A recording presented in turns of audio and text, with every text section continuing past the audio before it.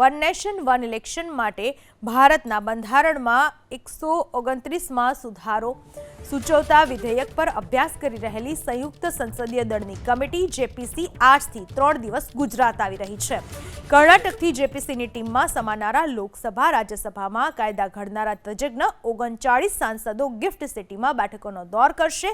આજે પ્રથમ દિવસે અહીં રાજ્યના મુખ્ય સચિવ, રાજ્ય પોલીસ વડા સહિત 10 સિનિયર સેક્રેટરીઓ સાથે વન નેશન વન ઇલેક્શન સંદર્ભે 4 કલાક સુધી બેઠક કરશે, જેમાં વન નેશન વન ઇલેક્શન અંગેના પ્રતિભાવો, વહીવટી પ્રશાસનની સજ્જતા અને પડકારો સંબંધિત વિષયમાં બેઠકનું આયોજન કરાયું છે.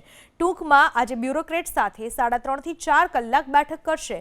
તો બુધવારના સવારે 10 વાગ્યાથી બપોરે 1 વાગ્યા સુધી મુખ્યમંત્રી, વિધાનસભાના અધ્યક્ષ અને રાજકીય પક્ષોના આગેવાનો સાથે બેઠક કરશે. તો અંતિમ દિવસે ન્યાયતંત્રના કાયદાવિદો અને પત્રકારો સાથે પણ જેપીસી બેઠક યોજશે.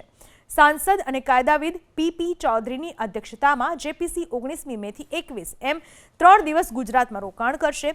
જેપીસીમાં અનુરાગ ઠાકુર, સંબિત પાત્રા, કે લક્ષ્મણ, પ્રિયંકા ગાંધી, મનીષ તિવારી, મુકુલ વાસનિક, કલ્યાણ બેનર્જી, સાકેત ગોખલે, રણદીપ સુરજેવાલા, પી વિલ્સન સહિત 39 સાંસદોનો સમાવેશ થાય છે.